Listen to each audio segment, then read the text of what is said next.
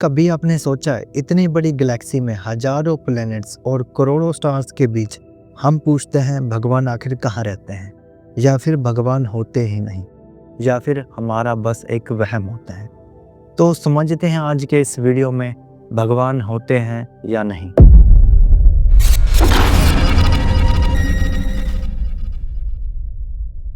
ये सवाल सिर्फ तुम्हारे दिमाग या मेरे दिमाग में नहीं आता। ये सवाल हर उस इंसान के मन में कभी ना कभी आता है जो रात को आसमान की तरफ देखता है और सोचता है इतना बड़ा संसार और हम इतने छोटे। हम जिस गैलेक्सी में रहते हैं उसका नाम है मिल्की वे गैलेक्सी। इस एक ही गैलेक्सी में अरबों तारे हैं और हर तारे के साथ हो सकता है एक पूरा सोलर सिस्टम हो, और ऐसी ना जाने कितनी गैलेक्सी इस यूनिवर्स में घूम रही हैं। इतना बड़ा विश्वास, यहाँ हमारी पृथ्वी एक छोटा सा कण है, फिर भी हम पूछते हैं भगवान कहाँ रहते हैं। अगर हम हिस्ट्री देखें तो Egypt, Indus valley, Greek, China जैसे हर पुरानी सिविलाइजेशन में किसी न किसी रूप में ऊपर वाली पावर का जिक्र मिलता है। ऑक्सफोर्ड यूनिवर्सिटी के according scientist doctor Justin Brad की 2013 की रिसर्च के मुताबिक इंसानी दिमाग एक नेचुरली हाई पावर का आइडिया बना लेता है, क्योंकि ह्यूमन ब्रेन हर चीज के पीछे कोई ना कोई वजह ढूंढना चाहता है।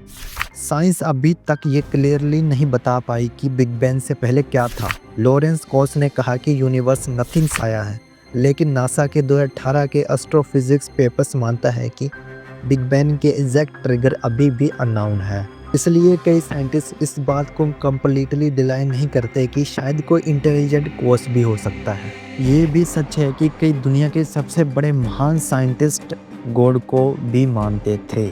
आइंस्टाइन ने कभी ट्रेडिशनल गॉड को नहीं माना। वो कहता था कि यूनिवर्स में एक तरह की इंटेलिजेंटली तब्दीली दिखाई देती है। आइजैक न्यूटन गॉड को क्रिएटर मानता था।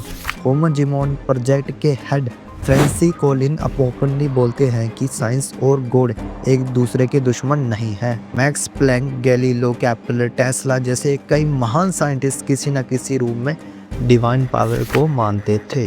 रिसर्च सेंटर की 2016 की रिपोर्ट के हिसाब से लगभग 50% से ज़्यादा साइंटिस्ट या तो गॉड या किसी हाई पावर में विश्वास रखते हैं। साइकोलॉजी के नज़रिए से देखें तो अमेरिकन साइकोलॉजी एसोसिएशन कहते हैं कि लोग गॉड को इसलिए मानते हैं क्योंकि इंसान को अनजानी चीज़ों का डर होता है, क्योंकि मुश्किल वक्त में उसे इमोशनल सहारा चाहिए होता है। जबकि हार्वर्ड यूनिवर्सिटी 2014 की स्टडी ये हमें बताती है कि आस्था से स्ट्रेस का लेवल काफ़ी हद तक कम हो जाता है। दूसरी तरफ कई लोग गॉड में इसलिए विश्वास नहीं करते क्योंकि उनके पास कोई फिजिकल प्रूफ नहीं होता। स्टीफन हॉकिंग जैसे साइंटिस्ट कहते हैं कि यूनिवर्स के लोग अपने आप चल सकते हैं। इसके अलावा दुनिया में दुख, गरीबी, जंग और दर्द देखकर लोग सवाल उठाते हैं कि अगर गॉड होता तो ये सब क्यों होता, जिसे फिलोसफी में प्रॉब्लम ऑफ इवल कहा जाता है। और कई लोग इसे धर्म के नाम पर होने वाली वॉयलेंस को भी गॉड से जोड़ देते हैं।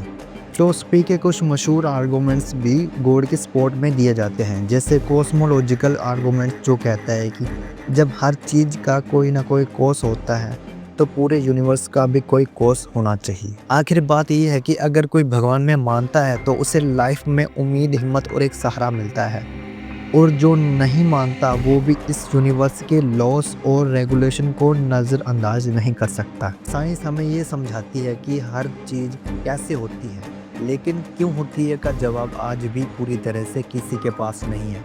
और शायद इसलिए भगवान हो या ना हो, पर इंसान हर दौर में उसे ढूंढता रहा है और ढूंढता रहेगा।